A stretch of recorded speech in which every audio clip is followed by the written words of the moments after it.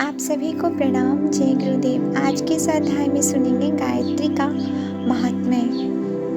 स्वाध्याय शुरू करने से पहले आइए हम सभी मिलकर गायत्री मंत्र कर लेते हैं। ओम भूर्भुवः स्वः तत्सवितुर्वरेण्यं भर्गो देवस्य धीमहि धियो यो नः प्रचोदयात्। आइए स्वाध्याय शुरू करते हैं। गायत्री के इतने महान लाभों के मूल्य में क्या क्या कारण है जिसके कारण इतना सब आश्चर्य होता है। इसके बारे में पूर्ण जानकारी होना तो मनुष्यों के लिए कठिन है, पर उन महान कारणों में एक कारण यह भी है कि गायत्री के पीछे अनेक मनस्वी साधकों का जगमगाता हुआ साधना बल है। सृष्टिकर्ता ब्रह्मा से लेकर आधुनिक काल तक समस्त ऋषि मुनियों ने, साधु महात्माओं ने, श्रेय मार्गियों ने गायत्री मंत्र का आश्रय लिया है।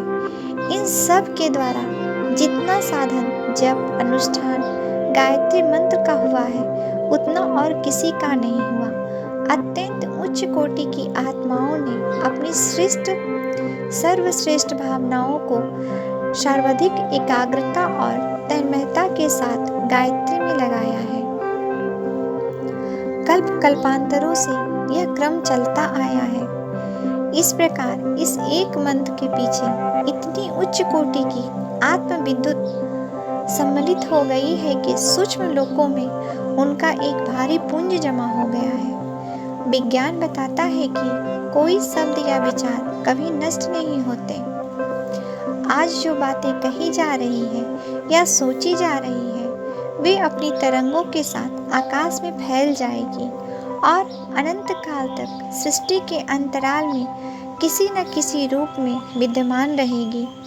जो तरंगे विशेष बलवान होती है वे तो विशेष रूप से प्रदीप्त रहती है। महाभारत युद्ध के संस्मरण और तानसेन के गायन की तरंगों को सूक्ष्म आकाश में से पकड़कर रिकॉर्ड बना लेने के लिए वैज्ञानिक के प्रयत्न चले आ रहे हैं। यदि वे सफल हुए तो प्राचीन काल की महत्वपूर्ण वार्ताओं को ज्यों का त्यों हम कानों से सुन सकेंगे। तब भगवान कृष्ण के मुख से निकली गीता को ज्यों का त्यों अपने कानों से सुनना संभव हो जाएगा। शब्द और विचारों को सूक्ष्म से स्थूल करना भले ही अभी तक बहुत काल तक कठिन रहे, पर इतना निश्चित है कि उनका अस्तित्व नष्ट नहीं होता।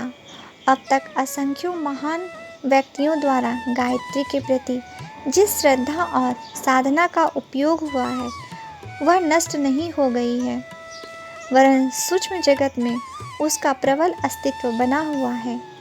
एक प्रकार के पदार्थों का एक स्थान पर सम्मिलन के सिद्धांत अनुसार उन सभी साधकों की श्रद्धाएं, साधनाएं, भावनाएं, तपश्चर्याएं एक स्थान पर एकत्रित होकर एक प्रबल चैतन्यता युक्त आध्यात्मिक विद्युत भंडार जमा हो गया है।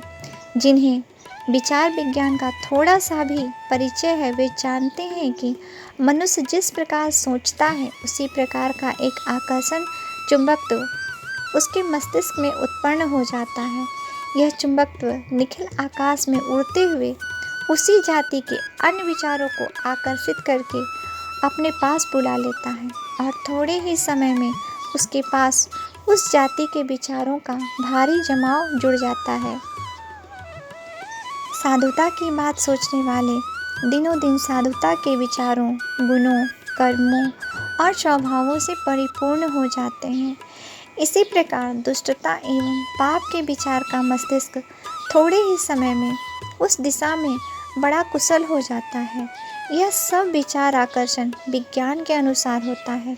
इसी विज्ञान के अनुसार गायत्री के साधकों की ये विचार श्रृंखलाएं समृद्ध हो जाती है, जो सृष्टि के आदि को लेकर अब तक की महान आत्माओं द्वारा तैयार की गई है। आज के लिए यहीं तक। आप सभी को प्रणाम। जय गुरुदेव।